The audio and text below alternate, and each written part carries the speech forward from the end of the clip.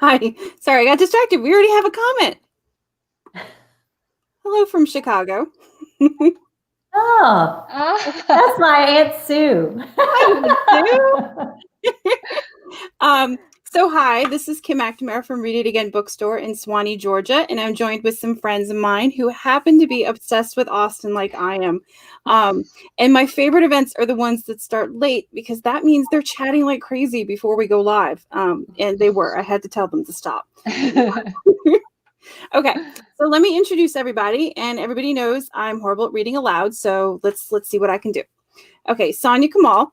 This is in no order, BT dubs. Sonia Kamal is an award-winning novelist, essayist, and public speaker. She is a JASNA. What's the JASNA? JANE AUSTEN Society of North America. Geez Louise, I should know that. It was the initials. Life member, and she serves on the JEDI committee. Jedi. Yeah, like I said, I'm bad. But you know, this is like audience participation, or so when I say it wrong, you guys feel free to correct me. Her novel Unmarriageable, Pride and Prejudice in Pakistan, 2019, has received numerous accolades for its reinterpretation of Austen's novel Modern Day Pakistan, including a Financial Times Review Best Book of 2019 and a People magazine pick. Sonia's novel An Isolated Incident, 2017. Oh, I so want to read this. Was also widely popular. Sonia's work has appeared critically acclaimed anthologies, publications including New York Times, Guardian, TEDxStage, and the Georgia Review, The Bitter Southern, and Catapult, and more. Whew, okay. Hi, Sonia. Thank you for that. Next, Natalie Jenner. Natalie, BT Dubs, is a former bookseller. Okay, Natalie is an international, she's tuning in from Canada. International bestselling author, JANE AUSTEN Society, a fictional telling of the start of the society in the 1940s in the village of how do you say it? Chawton. Do you remember last time, Natalie? I couldn't say it right then either. Anyway, where Austen lived. Born in England and raised in Canada, Natalie has been a corporate lawyer, a legal recruiter, career coach, and most recently an independent bookstore owner. Yeah. JANE AUSTEN Society is her first published novel, is available now from St. Martin's Press and Read It Again Bookstore. It's translated to several languages, and it's awesome, and everybody should buy it. Okay. Dr. Drew Arms, an honor college graduate and university medalist. Drew Arms returned to teach in honors college in 1999. Oh, she teaches at LSU. After Tigers. Right? I have to say go Tigers. Every time you say LSU. It's in my contract. After receiving her doctorate in Victorian literature from Oxford University, where she studied as a Rhodes Scholar. In 2004, she was named Director of Fellowship Advising. Since that time, she's assisted LSU students in receiving over 90 prestigious national and international fellowships recognitions. Anyway, Dr. Drew here is our official expert on British Lit. Ooh. So. Too much pressure. No. Takes it off me. I just really like Jane Austen. I know. Me too. Okay, so we have some. If anybody has a question or a comment, let us know, and we will. Currently reading Emma. Love it. And we will go Tigers. And we will post it to the video. So let's get started. Okay, so I have some questions. How did you guys all get introduced to Jane Austen? I'll start. I'll admit it. It was Colin Firth. Yeah, I was in high school. It was on PBS late at night, and I'm like, "What is this? I love this. Let me read this book." And that's how I got started. I had an aunt who gave me a really gorgeous copy of Pride and Prejudice when I was around something 12, 13, 14, somewhere around that age group. It was long time ago. I don't remember exactly, but I didn't read it until I was 16, and that too. I don't know. It was a really rainy day, but I loved it once I read it. So, yeah, that was my introduction. Natalie, how about you? I have mine right here. I've shown it before. It was on my parents' shelves, and it was a beautiful 76 Dutton edition of Pride and Prejudice, and it came in a box. And when I was a little when I was a little girl, I was like, what's with the book in the box? And my mother's like, don't touch that book. So of course I had to. And it had pictures inside. It had these beautiful ink and wash illustrations. And I was like, my parents' books don't have pictures in them usually. And I remember starting to read the first chapter, and I was an early reader, but I think I was 9 or 10 at this point. And I just remember reading the whole first chapter right away with Mr. and Mrs. Bennet. And I was like, my God, these are my parents. Like, this is so freaky. I could relate to like what was going on like so easily, that the language was never any kind of a barrier, because her language is actually, I think, really fresh and tight and lean. There's not a lot of extraneous words that you could only know if you had studied Victorian literature like Dr. Arms. So yeah, that's how I got introduced.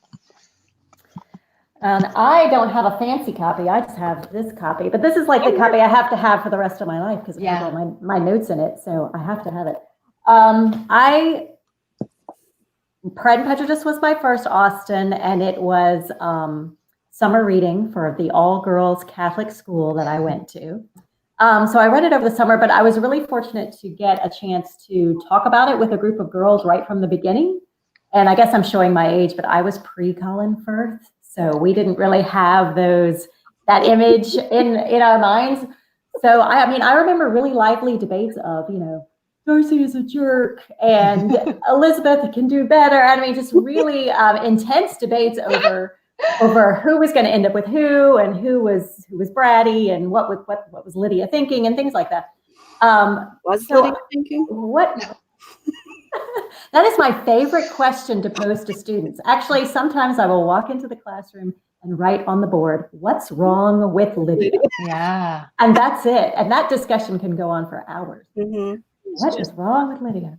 So yeah, that was my first introduction to Austen. It was lively debate. And so I think that was really crucial to me thinking about Jane Austen in those terms, that it's not just a Harlequin romance that you kind of curl up and read. I mean, you can read it that way, but that also she was trying to do a whole lot more that lent itself to lively discussion. So let's ask that question. What was Lydia thinking? Let's just go with it. Ooh. She's young. She's what, 15? Mm-hmm. She's a child, she's in a culture and in a family where so much emphasis is put on marriage. I mean, she's in a time period where marriage is everything. She has to get married. There's no, there's no work, there's no outlet per se. Everything, the next chapter of your life or anything fun is all marriage. It's all boys, and marriage related. And she just happens to be very energetic and fun loving. And, she really takes to the whole, I like boys, and they seem to like her too. She's just such a fun loving spirit in some ways to me, and she just gets caught up in that. And the fact that her mother's it's not like she's getting married at 15 and her mother, anyone's like, oh my God, they're like, oh yes. And she's going to be the first. It's a race for her also, right? She's the youngest. She probably wants to, I mean, that's always mattered to me also, the hierarchy. She's the youngest. We usually, with younger kids, maybe she just wants to stand out. Her whole thing about marriage, wanting to be the first one, wanting to walk before Jane and everything, having precedence in her sisters. Maybe it's because she has been the youngest and she has been not told, we don't see it in the book, but Mm-hmm. So yeah, nothing's wrong with the poor creature. It's just that she makes a very bad choice. Yeah. Makes the book way more interesting. If Lydia didn't exist, would Pride and Prejudice be Pride and Prejudice? Oh no, she's pretty integral. Mm-hmm. Yeah. I think the letter that she writes home, or when she's announcing her marriage, and it's so out of touch. She's so out of touch. She's so oblivious, and in her jovial frivolity, silliness, she actually is quite.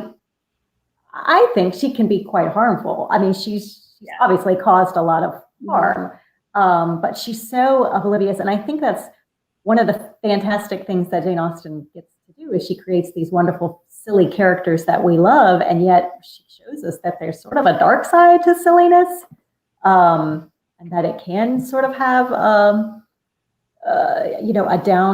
downfall for not only the individual but everybody around them. I think it's really interesting what Sonia said about family dynamics or being the youngest, because as you were talking, I was thinking, oh my gosh, yeah, that I'm the oldest of three. And my sister and I are like 10 years apart.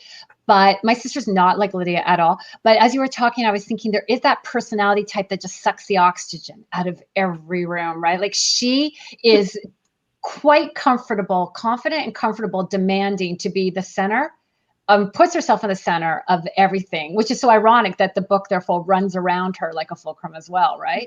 Because she really is at the essence of everything, but that's because she claims it. And she has this bizarre confidence that's not connected to reality, which goes to what Dr. Arms is saying about obliviousness. And yet I struggle wondering, is Mrs. Bennet unhappy in her marriage, or is she unhappy at the future for her children? Because Lydia is heading towards a marriage like her parents, right? Wickham has made a mistake based on a lot of bad reasons. Lydia has made it for presumably physical attraction and sexual experience. And you just wonder, like, how unhappy is Mrs. Bennet when things are going well for her? And will Lydia somehow convince herself that everything's fine and just roll with it? I just always kind of think about what she'll be like. Will she be Mrs. Bennet one day, or will she be somebody else? Yeah. Sonia, you say something?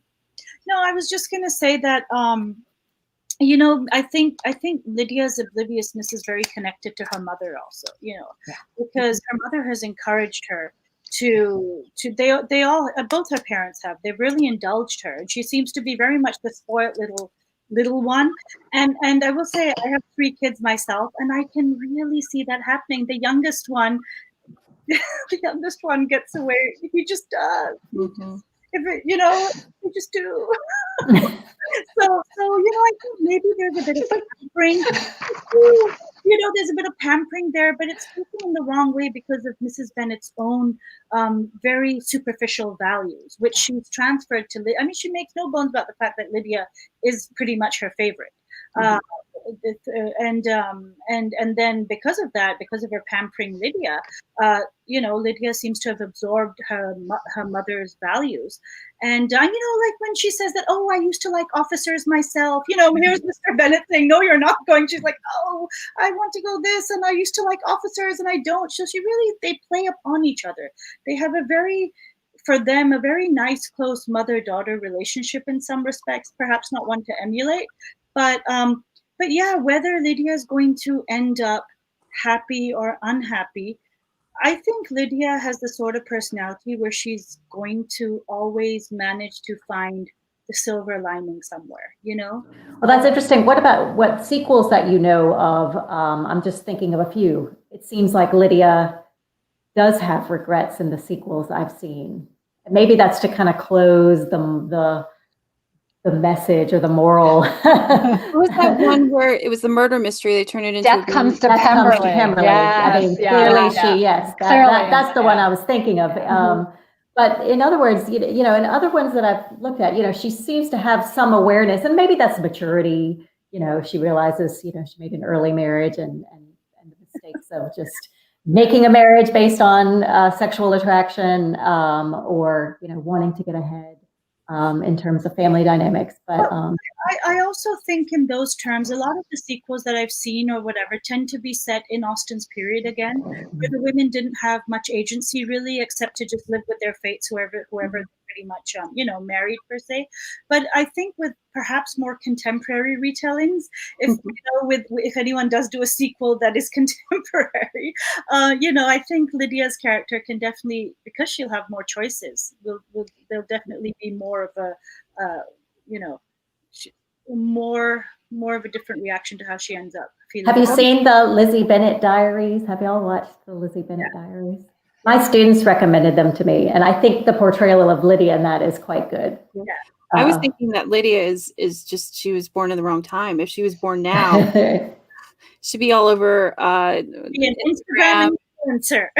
Yeah, she would be.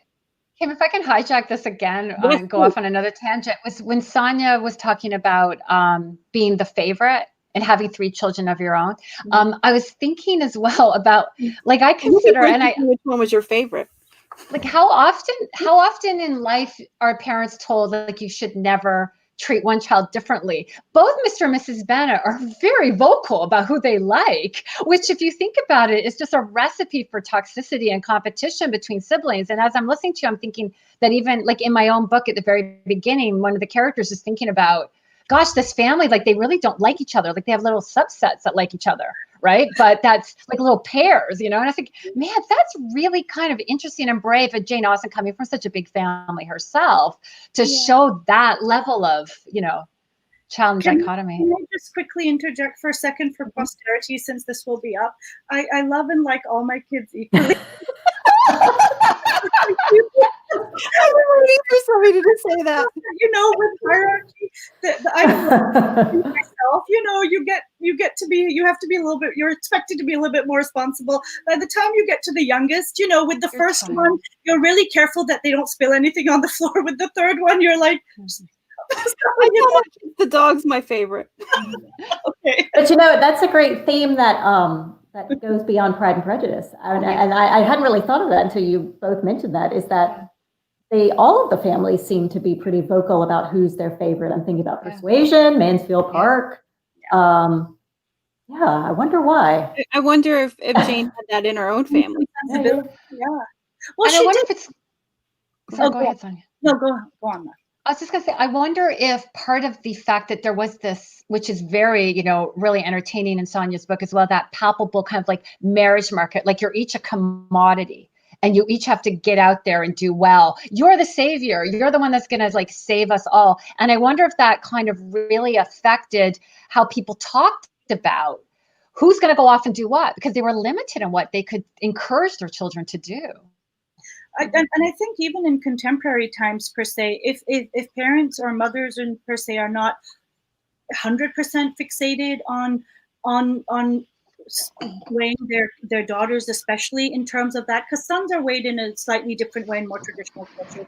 Because how much income are they going to bring in? How much security and financial stability will they bring in? But I think that's an excellent point, that if whether favoritism does depend sometimes subconsciously, without even realizing it, on which daughter is the better behaved, or which daughter is the prettier one, or which daughter, in Unmarriageable, Alice is clearly, and even in Pride and Prejudice, which it's a parallel retelling. So, Mrs. Bennet is pretty open, saying that she actually says that one, but she's like, you're my least favorite, I enjoyed your Mrs. Bennet a lot. I think you fleshed her out a good bit. Thank you. Yeah. So Mrs. Bennet and Mrs. Bennet, they have no qualms saying any such things to their daughters about who's. I mean, Mary. Mary's not. One of the reasons Mary seems to be so the way she is because her father uses her as a punchline for his jokes all the time. And it's just interesting dynamics. And correct me if I'm wrong, but I just want to go back to Austen's own family dynamics. Didn't she have a little bit of friction with her mother?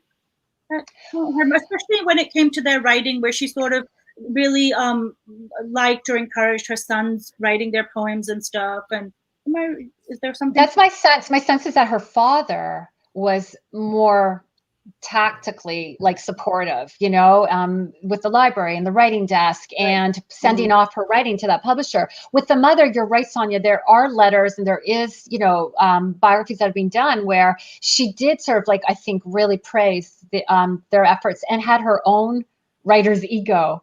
And I do think I have a suspicion. You're absolutely right about that. Yeah. So there are definitely letters where the mother is critical of, Austen has read certain parts of a novel, and then she's like, mother said this about this character, and she writes it down. And then I think they really, after the father's death, after Reverend Austen's death, I mean, the three women really, they struggled financially. So I mean, definitely the tension was exacerbated by the fact that they were not doing well. I mean, they were really struggling to survive. Yeah, and also I think with Jane herself saying no to Harris Bigwither, I just wonder what the reaction was in the morning when they woke up getting ready to make marriage. Oh, I would have loved to have been in the room for that. She's like, it's off, not happening. I mean, I just, if she, a traditional mother is not going to be very pleased about that for a very long time. I was also just thinking, what would Jane Austen's life, be like if Cassandra hadn't been around and it had just been her and her mother after the father died? Because, that whole thing about how in the morning she could write and she was responsible for like the tea caddy. Like she had this like one little duty because they knew she's so brilliant. Like we've got to give her some time to write. But I wonder if one of the reasons she and Cassandra, like Jane and Elizabeth, were so close in real life was Cassandra acting as almost like a protection zone against the mother's pure will. And that Jane would have been very indebted emotionally in a good way to her sister, you know, interacting on her behalf that way. But also, if either of you have anything, I'd love to hear more. If you have any idea about what effect their friend Martha living with them, you know, Martha Lloyd, who lived with them, literally lived with them. So it wasn't just, you know, so it wasn't just the three of them, a triumvirate. It was Martha there all the time too. And I'm always looking for more information and just more stuff because it's so fascinating to me, their lifelong friendship and the fact that I've never heard of any, you know, fights or spats or anything that can. She lived with them. She was part of their family, so to speak. So especially at Chawton, right, Natalie? So that's it was. So that's always very fascinating to me. Like you brought up how Cassandra might be a buffer. So I'm wondering how Martha, who wasn't married for a very long time either, you know, Mrs. Austen was probably in between these three unmarried women, wondering what the hell is going on. Well, it's funny because we're getting, if we just talk about what's wrong with Lydia, I mean, a lot of my students say her mother is what's wrong with Lydia and the upbringing. And so much of the students seem to see that, you know, a lot of the character flaws, maybe this is transference, I don't know, but a lot of the character flaws of the young children they put on the older generation, and sort of the lack of education and the fact that they were not structurally they had no structure in their family, at least in Pride and Prejudice. But again, you can kind of see, you know, the absence of the mother in Persuasion, and, you know, Sir Thomas Bertram as the domineering father in Mansfield Park. I mean, they definitely have these. Austen keeps creating these parental figures that do influence the character, it seems to me, of the younger ones. They do. Sorry. Go ahead. No, I was just going to say they do, but I also, that's really an interesting point. But I also feel that Austen also parallels that because if it was just parental influence, all the Bennet sisters and all the Elliot sisters, you know, all the siblings would be equally ridiculous per se, or shallow or superficial or whatever. But they're not, you know, and especially in I think the Elliot family, Anne really does stand out for her personality, which is so different. And we don't see her mother, but just, you know, it is interesting that you bring that about how much is nurture and how much is nature. And I think Austen really plays with that, with all of her characters. And you know, her nature characters do seem to win out at the end in some way. You know, she does seem to think that your own personality overrides or can override the foolishness around you. And I think that we briefly touched on, you know, when what we liked about Austen or what we got into, I think. And for me, that was really important also. It wasn't, I never really much cared whether Elizabeth or Darcy were going to end up. I mean, you know, the love is always part of every book. But for me, it was these things which were just so important when I was first reading her. The satire and the stuff like this. Sonia Hurst wants to know, do you feel there's an Austen novel that's underrated? Mansfield Park. Yes, Mansfield Park for me. I think Mansfield Park as well. I do think that a lot of people I've been promoting a very new book, right? So I've been having like a lot of conversations about what's your favorite, and people will often mention Persuasion, Pride and Prejudice, Emma. Northanger Abbey is a dark horse that's really, a lot of people have been telling me this summer they've been really enjoying the sort of fresh vivacity and spoofiness of Northanger Abbey, which surprised me. Sense and Sensibility does not get mentioned quite as much. What was interesting was I was reading in the New Regency World magazine, they had the letter that's at the Jane Austen House Museum by Winston Churchill, where he's talking about his daughter reading Pride and Prejudice to him during the war and how he had already read Sense and Sensibility and loved it, and wondered which would end up his favorite. And I do think there's something about Sense and Sensibility. It's written, I think, kind of almost differently in terms of stuff, very interior. And there's something about it that when I read it, I feel like I've really gone into one person's mind. I don't know how to explain it. And I do feel that it doesn't get maybe mentioned as much as a favorite, although I know for sure it's some people's favorites. So.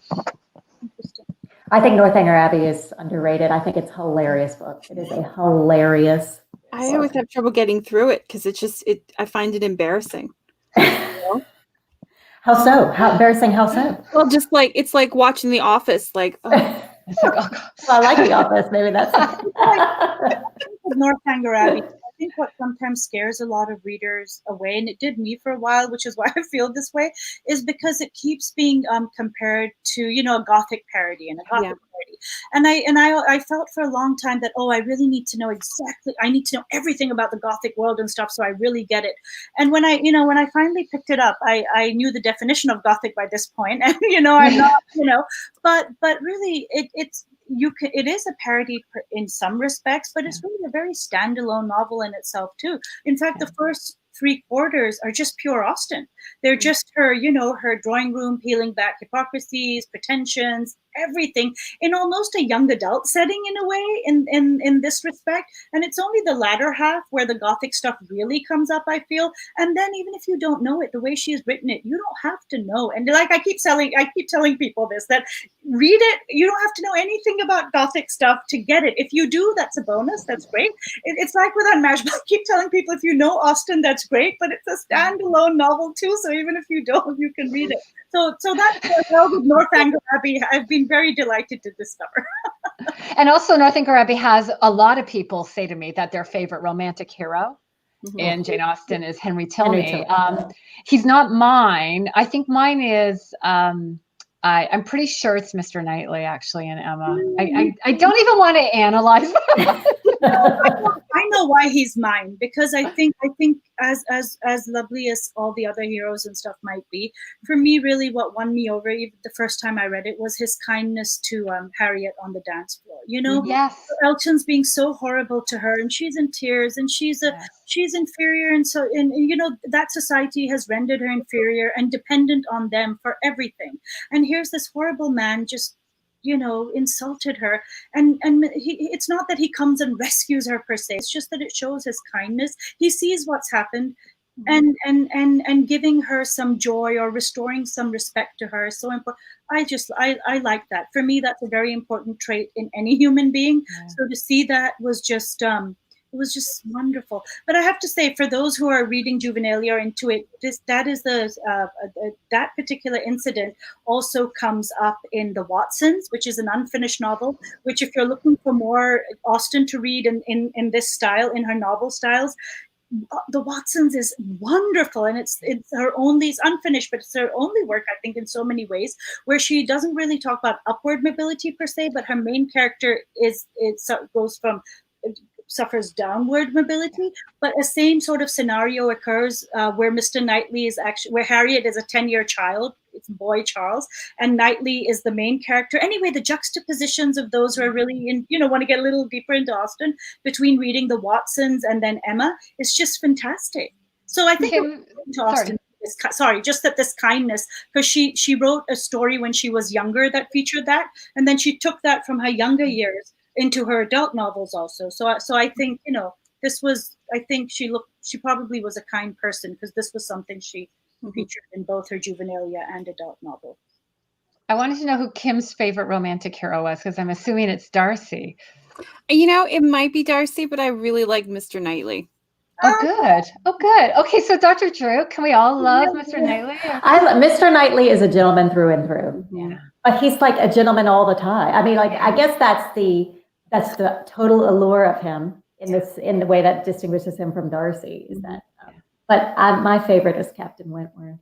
Yeah, I really like him too. I'm a Captain Wentworth girl.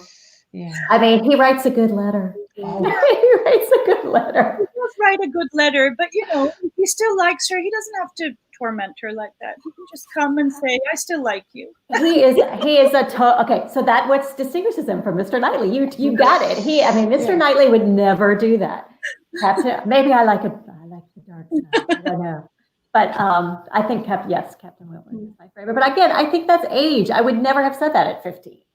I would have said Captain Wentworth is this, stodgy old man and old. But I like that Austen. I like that you can see different things as you age. They're all in different. Austen. Yeah. So. Okay, what about second? Like for me, the next one after Knightley would be Colonel Brandon. Yes. Oh, okay, Natalie.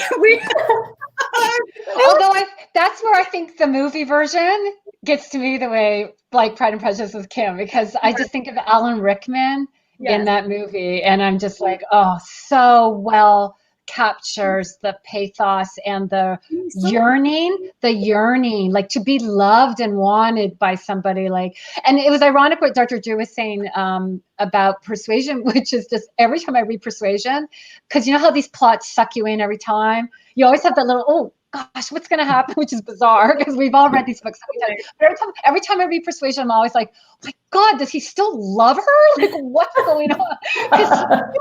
So cold to her. It's so painful to watch. You know, you're looking for just these little tiny rips in his armor. Like, just please let some light out, you know? So, yeah. Yeah. Where he makes I think part of, sorry. No, go on. I just think part of what makes Austen brilliant in this way is that even though her narrative stance confuses us sometimes, or at least we see it from a certain perspective. So in Persuasion, you kind of see it through Anne's eyes. And she's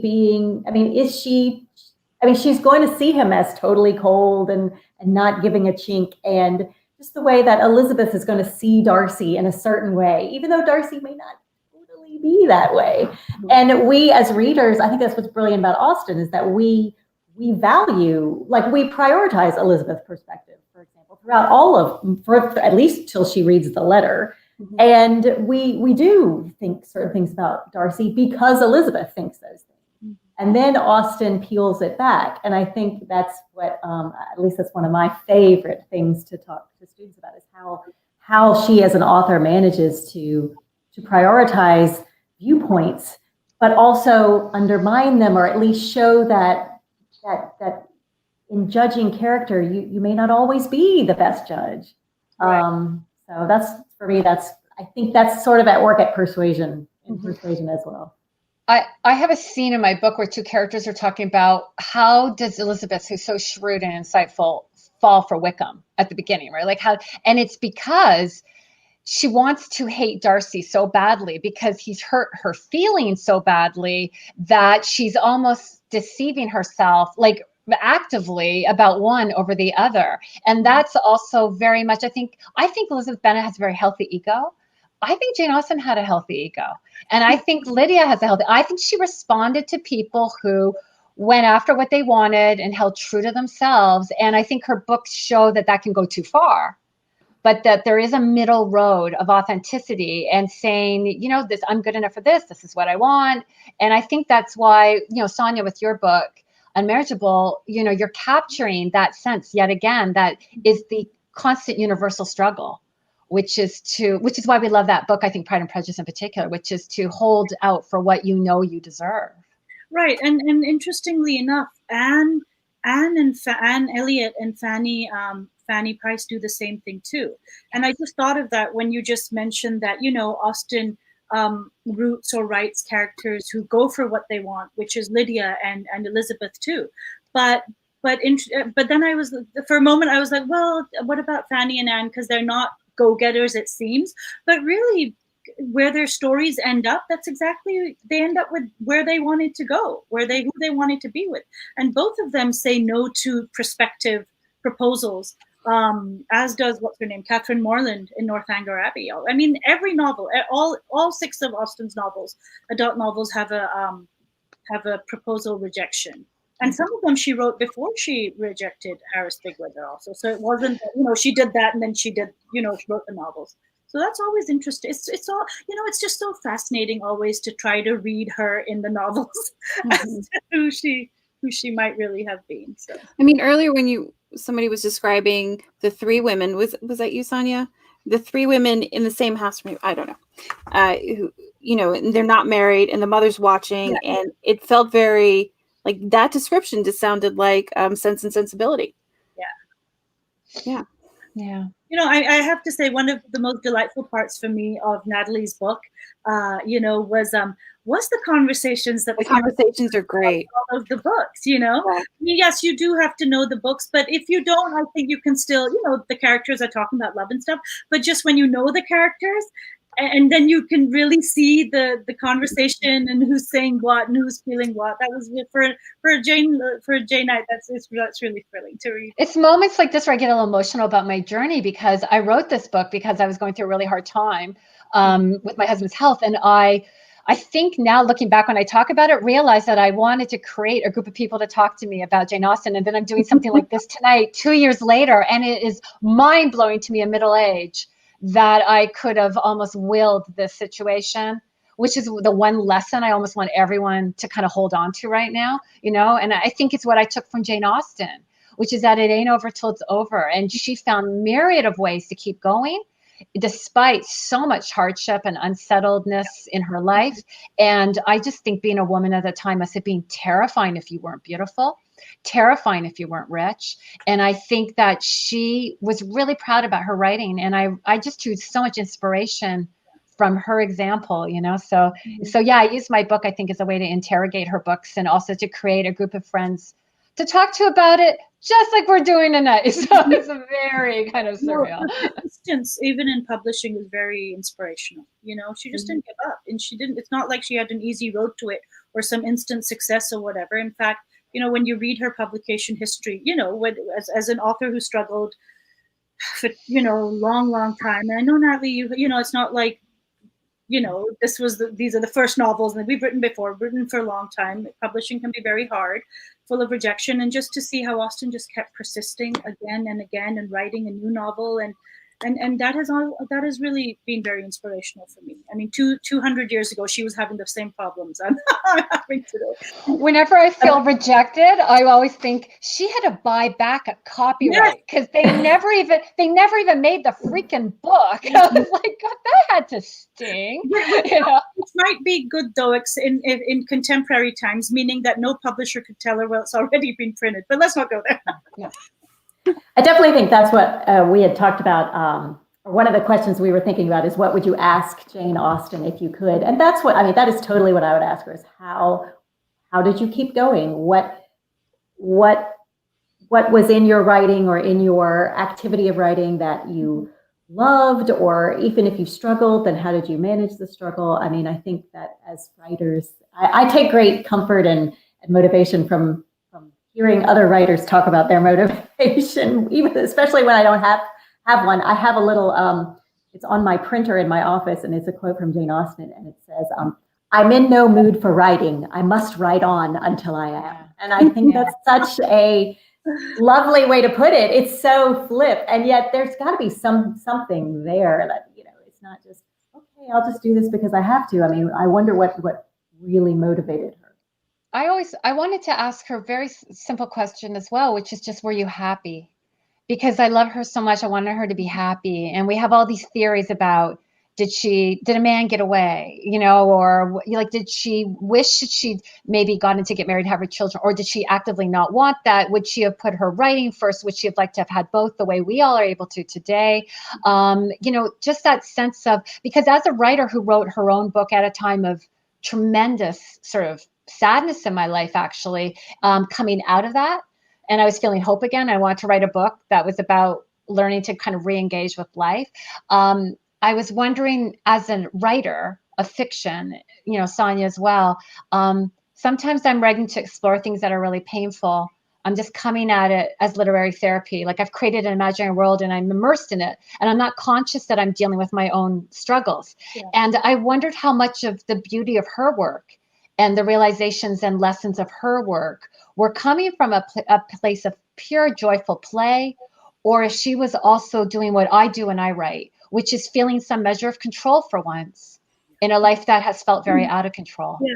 I mean, I have to say, one of the epiphanies I had while I was preparing this speech for my TEDx talk, it's about, I never wanted to be a writer. I wanted to be an actress, but my father forbade it. I even got offers. He said no. A lot of my life has been about unpacking the meaning of regret and how not to let regret become the defining story of my whole thing. But, during that, I had this epiphany as to, because I did come out to college in the US, and if I wanted to be an actress that badly, why didn't I go that way? But I've been writing since age 8. And what I realized, which is where little, anyway, what I realized was that with acting, you're telling someone else's story, you know, you're stepping into someone else's shoes per se. But with writing, you get to play, you are the creator, you get to play the goddess who decides whose life goes where. And that sort of control, especially in a life like mine, perhaps when I was especially younger, which lacked any agency at all. You know, I want to be an actress, got offers. My dad said, no, here we are. I didn't become that actress. So, you know, so for me, I think I stuck to writing and stuck to it, even though I kept saying, I hate writing. I don't want to write. Why am I doing this to myself? Was because of that. And it wasn't till that TEDx stage and preparing that, where I literally at that light bulb moment, I was like, oh, and you know, I think with writing, back to what you were saying, and with Austen and stuff also, as much as there is that control with characters, what we're also perhaps doing subconsciously is writing a control that we didn't have in our life at that time. You know, with you working through your grief and your you know, the difficult time you were going on, giving yourself that control to see your characters make it through in a different way. Yeah. And with me, definitely was, you know, having, and you know, but with Austen too, maybe I can see that happening a lot. She had so many ups and downs. I mean, like when her parents sold her house. I've moved around so much in my life as a child and otherwise. And when her parents sold Steventon and they were moving to Bath, she fainted. That's a pretty big tell for someone's character, I feel, if they're going to faint because they're leaving their home village and stuff. And then in Bath, they move from house to house to house. And I think a lot of that, we see the restlessness of her main characters, the way they're moved from places, if not physical houses, within, you know, the way they search for security and permanence. And maybe she was working through giving herself control, that those happy endings she gives is what, you know, some sort of security and financial. So, go ahead. I also think she really loved her characters as a element of that sense of control. And I'd love to know from an academic perspective with Dr. Arms, is that when you study the different types of literature that you've studied, do you ever come across anyone that palpably loves their characters as much as Jane Austen? Because I don't. Like, I've read a lot of classic literature and I studied English literature in undergrad, but I'm nowhere at your level. But I don't. When I read her books, I just feel like she loves so many of them in a way that was very real to her. I would agree. I mean, I think the nearest comparison is probably the Brontes, who don't really talk about their characters as friends or companions. You know, Charlotte Bronte was just on a mission to create Jane Eyre. I mean, and in fact, Jane Eyre was designed to sort of show Emily and Anne that a heroine didn't have to be pretty to be successful and to have the romantic relationship. So no, I mean, in terms of real friendships or wanting to sort of hang out with your own characters, I mean, I totally take your point that's very palpable in Austen. Maybe that's why we love them so, because she writes like she cares about them. Yeah. Mm-hmm. I don't know if you have read Sanditon or even watched the adaptation about Sanditon, but I'll share my reaction was that, I mean, my husband walked in at the end of the video version or whatever it was, and I mean, I was angry crying. Yeah, me too. Angry crying. And he's like, what has happened? You know, he thought someone had died or someone had offended me personally. I was like, I'm offended personally, because I think the way Austen allows us to be friends with her characters is, I mean, I think you're totally right, Natalie. It's because she was. And so that's why we are able to be invested. I mean, certainly I'm invested in Jane Eyre and I'm invested in Catherine Earnshaw, but not like I'm invested in Lizzie Bennet or Anne. Mm-hmm. And I'm not sure I could fully articulate what the difference is, but maybe it really is about the author's own relationship with her characters.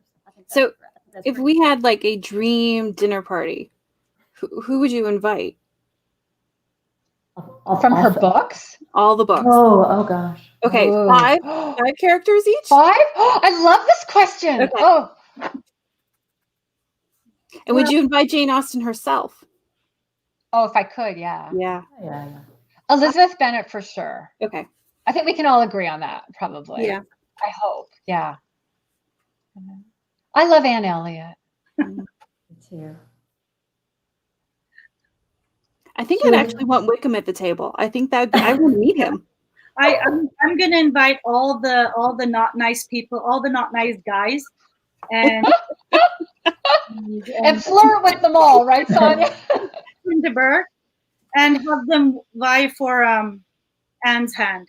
Yeah. His hand. That's what I'm going to go for. But really, and Mary Crawford. I was going to say Mary Crawford. She would be very entertaining, although she may take it too far. Yeah. And that would be annoying. Yeah. She'd be the after party. She may monopolize everyone's attention, and I wouldn't want that. Oh, which one? I have to ask you guys this. Sorry, Kim, I'm hijacking again because this is one of our questions, which is do you think is like the worst villain in her books? Because I have there's two people in her books that I think are so pernicious, but one is in a more obvious way. So Mrs. Norris in Mansfield Park, who I think is just a sociopathic piece of work. I really do. I think she's just the bottom of the barrel.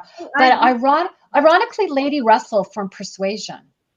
And that is my outlier, but I have issues with Lady Russell. I cannot pin down why she wants to hang out with that family and then why she's I just can't pin her down.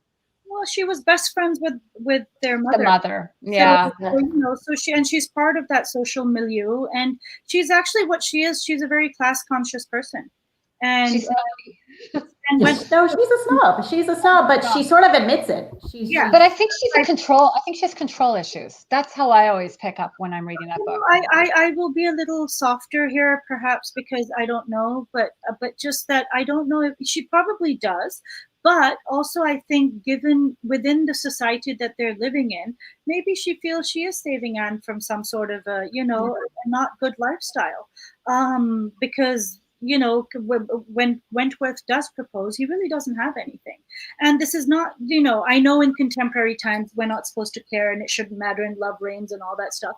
But looking at it through, looking at it through a slightly practical prism and Austen's time, and maybe today also. I mean, one of the things I love about Mansfield Park, which is why it is my favorite, is because I think Austen really, really deconstructs in that novel what it means, especially in a culture or society where your marriage is going to end up determining your worth and the futures of your children. What it means to marry into money or just love or whatever. Her opening for that is brilliant, where the three sisters, Lady Bertram and Fanny Price's mom and Mrs. Norris, who is their sister also, but she marries into clergy. What ends up happening to each of them, literally because by dint of who they end up married to. Lady Bertram gets to relax on a sofa, and Mrs. Price has to send her kids off to, for a better life. So, for me, I think the worst person in many respects is what's his name? What's the Willoughby? The younger Elliot cousin, Walter Elliot, is that his name? Mr. No, yeah. Elliot, yes. Cousin Elliot. Cousin Elliot. He's the dad, but he has whatever his name is. William, maybe? I can't remember that. I think it's William. Yeah. No, he's despicable. Because he ruins the Smith family, actively ruins them. He's definitely my villain. I'm torn about Lady Russell. I used to sort of share your view, Natalie, but then I've moved over to the Sonia side because I think she doesn't genuinely care about Anne. Yeah. I think she's a snob. I think she lets that, and even Anne realizes she lets that perspective color all decisions. But it's interesting that Austen doesn't, at the end, when Captain Wentworth and Anne are reunited and they're, talking about being together, she goes back and she says, I probably would have made the same decision. She tells Wentworth this. And I've always had this what are you talking about, Anne? And actually, I teach persuasion with a male colleague of mine when we take the students to Oxford in the summer, and he's livid about that. Because he's like, she won't even say she made a mistake in turning him down. And she doesn't feel like she did, because in the moment, it was the right thing. So I've always been really torn about that particular conversation between Anne and Wentworth. I've always thought it's very convenient that he comes back with money. So that. Oh, yeah. Sort of like the benign version of Heathcliff. Yeah. Right. That's right. If he came back as he was, what would have happened there? So whether Anne, and not so much honestly whether Anne would have married him. I think she would have, because she's older, she's still there, he's still, but I just wonder whether she would have done it with her, realizing that she will perhaps go down if he hadn't come back with his money and his clout and his, having gone up in the world, what that would have meant for her. Mm-hmm. I also think the end of Persuasion is such an interesting going off into the sunset kind of ending, because I mean, it really ends very precariously. I mean, they're on a ship and the war is going to restart and she's in the middle of it. And it's very different from, now I have the big house and all the servants and that's it. It's a very non-Pemberley ending, and yet you're supposed to believe Anne is perfectly happy being exactly where she is, which is, I think, another reason why I love Anne. And I think she's secretly quite, she has a real backbone. I mean, in addition to the lime scene where she saves the day, but also, I mean, like, she is where she wants to be. She wants to be on that man of war. She wants to be by his side, and come hell or high water, what damn the torpedoes, she's going to be with him. Sorry. No, go on. I was just going to say, not to give away spoilers, but Villette, which is one of my all-time favorite novels, and the ending of Villette, to me, has always been this weird bookend almost to the ending of Persuasion, with the water and the voyage and everything. And it's I don't know. I would love. Do you know if Charlotte? I guess Charlotte Bronte, we know she read some Jane Austen. Yes, do you know? In fact, she was after she wrote Jane Eyre and before she wrote Shirley, her publisher gave her Jane Austen to read to help her become a better writer. And I think she was sort of offended by that. And she very famously has said that, she thought it was too light and Austen's characters lacked passion, and so she did not like Jane Austen's writings. But yes, she did read them. But yeah, the ending of Villette is one of those. I've not thought about it in terms of Persuasion, but I can see that there are some that would be an interesting. So I do teach a course with Jane Eyre and Charlotte Bronte, so maybe I'll bring those two together. There's some very active commenting going on about. Yeah, Villette. I know. I love it, and I agree with all. Now I'm like, my God, are there any good people in her books? It's just like this running total. I totally forgot about Lucy Steele. She's awful. So it's interesting. Is there a difference between how female villains act in Austen and how male villains act in Austen? Like, do female villains have to be more subtle in their villainy? Yeah, they have to play within the social. I mean, they all do, but the men can still sort of, Wickham still ends up getting married no matter what he's done. Mm-hmm. And it wouldn't be that easy for the the women. They do it very sweetly through barbs and loaded comments and stuff. And the men are just rakes. They're just there to seemingly have a good time wherever they can have it with. And the women are, the difference is that the women are being horrible because they're trying to land a husband the best way they can. So they're cutting each other and not being nice to each other. The men are just trying to have a good time, seems to me. So that does bring in a difference, once again, with patriarchal societies or cultures or times and stuff. The rules, boys will be boys, they'll still get married. And, girls better behave sweetly, even if that means unsweetly. It was interesting because you think about the Bennet. So you think about, Mr. Bennet has, I think there's a point in the book where he says, we thought we'd have a boy. We didn't realize we were going to have to worry about any of this. And I would have managed maybe my income a little differently, but he didn't. And he spends his time just sort of in his library, and the women are just going to have to figure it out. And that's being left with Mrs. Bennet, really, to sort of manage, which I just think is a really interesting reflection of how, at that time, especially, the men probably felt a certain liberation of, I can go just kind of do what I want, and somehow it will work out for me because it will shift to these other people. I think that's really fascinating, actually. Yeah. Oh, Peyton says Mr. Bennet is the real villain of Pride and Prejudice. Interesting. Yeah. He also says, isn't patriarchy and class structure the real villain of Austen? And I would say it is, but then again, there's so many institutional evils that we live through even today, even here. But what we do with them and how we react to them, whether unkindly or kindly, whether we harm other people through it or not, is still up to us, right? That's what choice is all about. Because there will always be some sort of wickedness or stuff out there in many respects. So yeah, even though. The reason I love Emma so much is the picnic scene. What you were saying earlier, Sonia, about Mr. Knightley and with Miss Bates. Sorry, it was the Dancing with Harriet, but that's another moment in the book where I think Austen in that moment lays out her entire sort of moral code for what community is really should be about, and how we should, use what we have that's an advantage or good fortune to lift others, and to not do the cheap shots in life, which I think so many of us fall victim to. And I think that like you said, how you react to the patriarchy and the class structure there is some element of not full choice, but different people do react differently. And I think in that moment, Austen is saying, you can make someone who's fallen down, sort of social mobility wise, and is feeling desperate and silly, how she talks, you can make her feel worse about herself, or you can't. Right. I mean, I think the fascinating thing with Emma in many respects is Knightley, because not only does he elevate or return some dignity to Harriet, but he does so to Miss Bates also.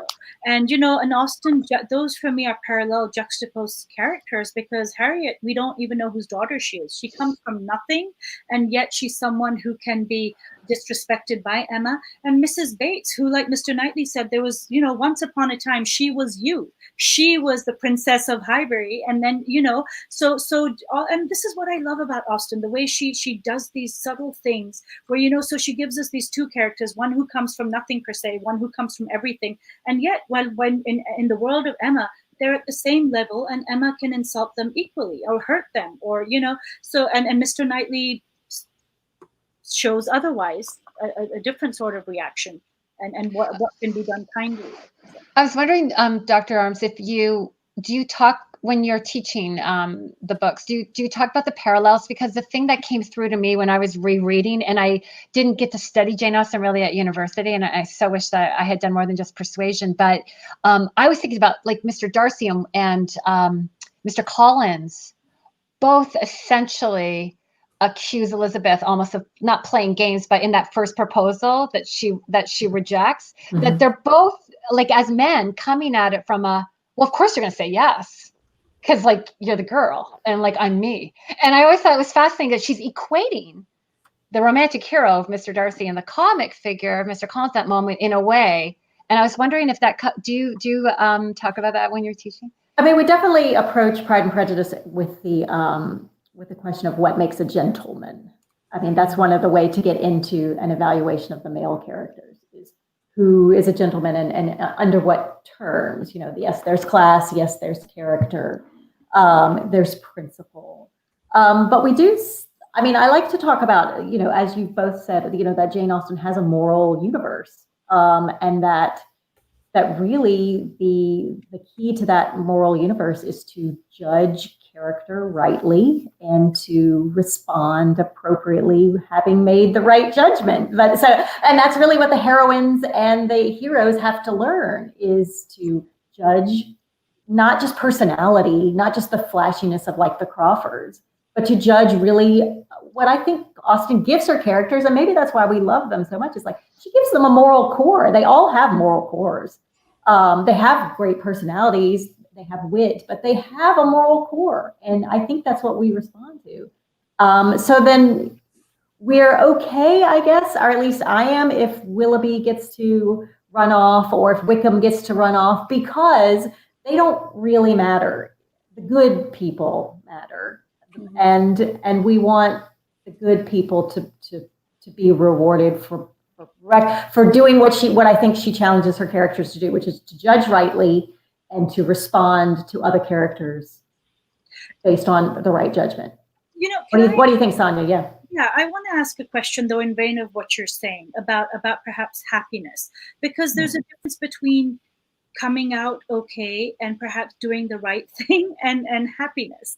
And I want to ask about Marianne at this point, and Willoughby, because it's not that Marianne rejects Willoughby and therefore then, you know, she falls really ill because he basically deceives her, and she has to let go. He's married someone else, and she in all of Austen's 6 novels, she seems to me the most broken in a way.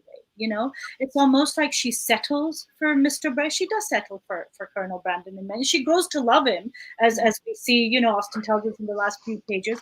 But there is a settling down there, and I just wonder what you guys think about happiness in terms of Marianne.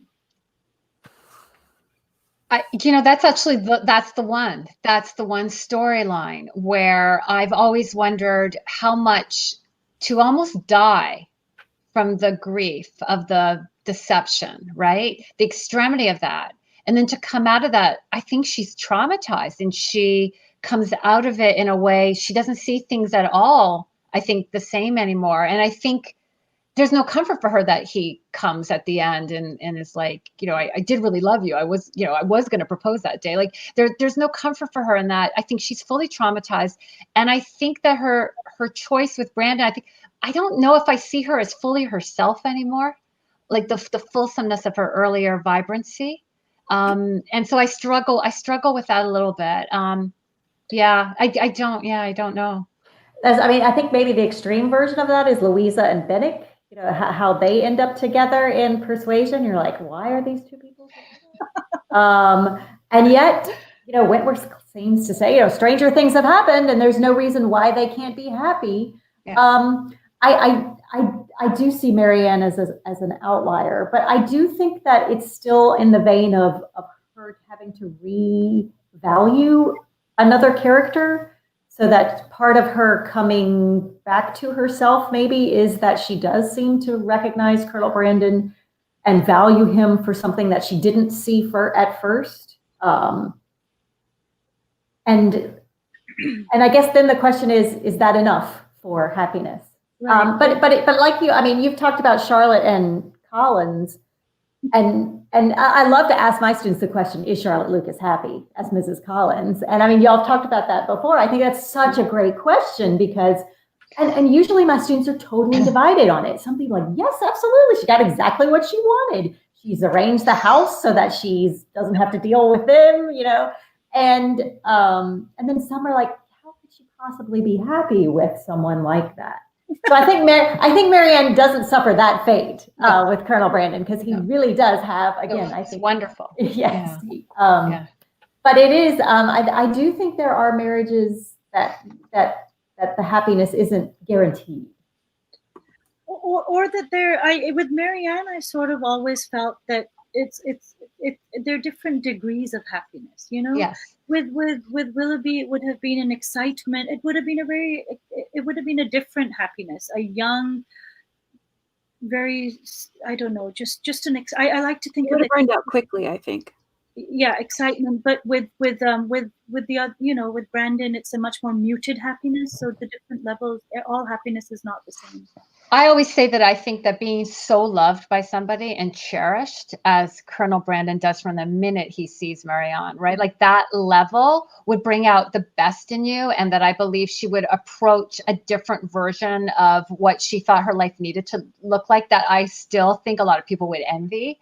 So I hold out hope that she does have some more, she has more of what she deserves, because she is a very loving, wonderful, vibrant, again, character, and does no harm to others, and is not Lydia.